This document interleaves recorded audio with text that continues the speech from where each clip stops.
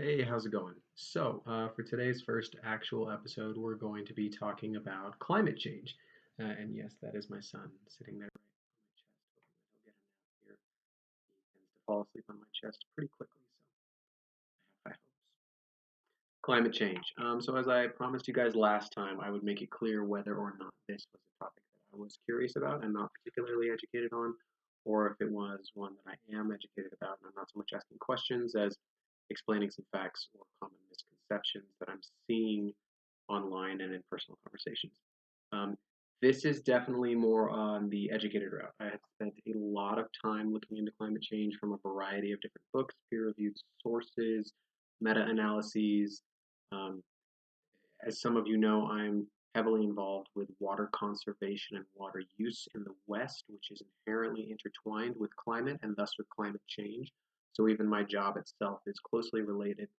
Um, so while I am not specifically a climate scientist expert, it is a topic that I have spent a lot of time reading on and reading scholarly sources. So this is a topic that I'm very well educated on, and I'm not so much asking questions. Having said that, let's jump into it. Climate change. Some of the things that I want to talk about, because I see this all the time, is people shifting back and forth between different parts of the conversation and considering them to be the same thing. And I think that from the start of every climate conversation, we should be very clear what we agree on, what we know, and then what is debatable and what's fair to talk about. So, first, let's talk about what climate change is. Climate change is not the claim that it is already or will soon be the hottest time in global history. Not the claim. The claim is not about outright temperature. Climate change is also not the claim that global warming is only happening because of humans or that it has only ever happened before because of humans. Even climate scientists who fully accept man made climate change will tell you that climate change can happen, global warming can happen without humans, and has many, many times in the past. The claim is neither of those two. It is not that climate change is only possible with humans, and it is not about outright temperatures now or in the future. Climate change is the claim that because of humans, either entirely or primarily, the rate at which we are warming is accelerated above anything that we have seen in natural history. Make sense? It's the accelerated pace of the warming, not the existence of the warming and not the existence of the final outright temperature. It is only the accelerated pace as caused primarily or entirely by us. So now let's break down the things that we know and the things that are less easy to pin down specifically or that are fairly debatable or that deserve a more in-depth discussion as we move forward as a species into the future. The things we know. Climate change is happening. We have had many of the hottest years on record in the last 20 years. And when I say on record, I mean in the last 200 or 250 years. And we know that the trend has been warming very consistently and very quickly upwards for the last 300 years, with greater emphasis on the last 80 to 100 years, meaning not only has it been going up faster, but it's been going up much faster in the last 100 years than it was in the previous 100 years. So it's happening for sure. We also know we are causing it. Um, there is some debate as to whether or not we are causing all of the warming trend or just most of it, but there's no serious debate outside of that. We know for a scientific fact that we are causing either most or all. There is no one that actually thinks, I shouldn't say no one, there are very few experts in all of the tens of thousands that are currently operating with PhDs and in the field that think that we are not a part of the warming trend or even a small part. Virtually every single expert thinks that we are all of it or most of it. So that's a scientific fact. I've seen a lot of people call into question the claim that 97% of the scientific community is in agreement about this. Um, that is a very valid claim. In fact, it's probably more like 99.5% as of today. At the time it was made, it was more like 97%. As more information has come in, that consensus has only grown stronger. There have been several meta-analyses that have confirmed and reconfirmed this, and not one of them found anything below 90%. Most of them found closer to 99 or 99.5% consensus that climate change is happening and we are causing all or most of the warming trend. Another thing that we know is that if we do not currently change our course, it is very likely that the Earth will warm by more than 1.5 degrees centigrade at some point in the next 50 years. Not assured, but very likely. If this happens, it is likely to cause the deaths of millions of people and the suffering of far more.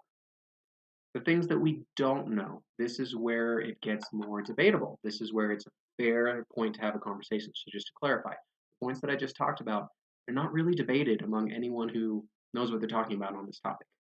Virtually everyone that is worth anything on this topic agrees. Climate change is happening.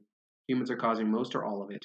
And if we do not currently change our course, we are likely to see a warming of more than 1.5 degrees centigrade in the next 50 years, approximately.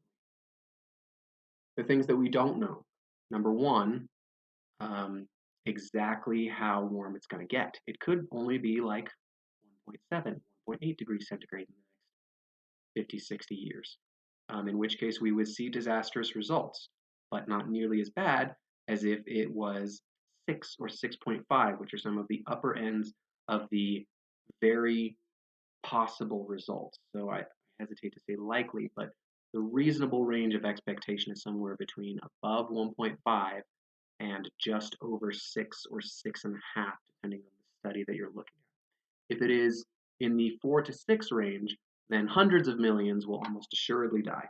And the Earth as we know it will be fundamentally, and in almost every way you can think of, different in less than a century. That's if it's the upper end. We don't know that. So exactly where this warming trend is going to fall and exactly how quick it's going to happen is hard to pin down. Which brings me to my next point. Specific doomsday predictions, like we've seen a lot lately. The world's going to end in 12 years, or climate scientists say that if we don't cut our carbon emissions by 80% in the next 10 years, that we're all going to be dead in 20. Those are foolish.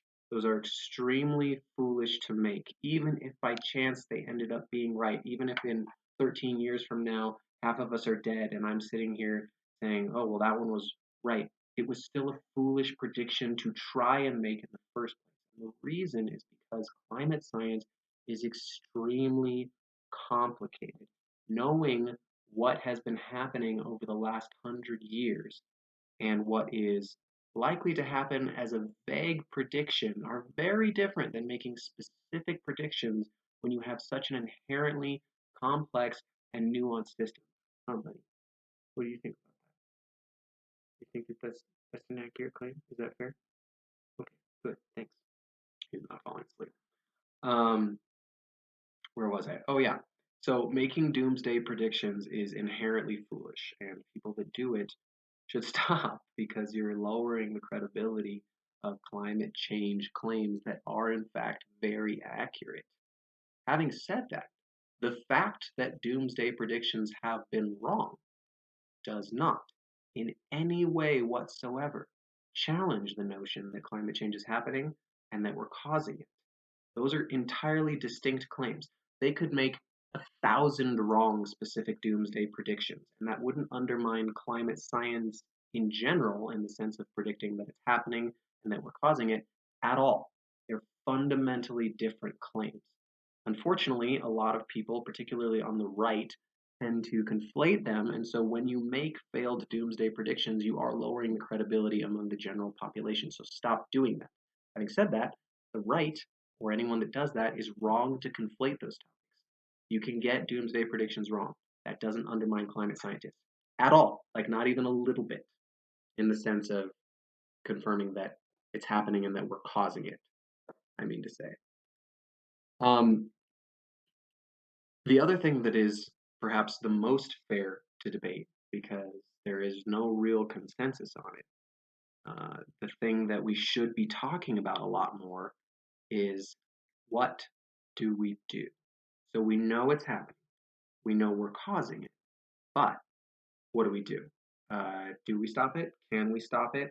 What are we willing to invest to try and stop it? How much of our finite resources are we willing to allocate to try and stop what is going to be a problem? And part of the reason that's hard, part of the reason that's a difficult discussion, is because we don't know how disastrous it's going to be. If it's 1.6 or 1.8 degrees centigrade, and it's going to, do a lot of damage, but it's not going to fundamentally destroy the Earth as we know it, probably.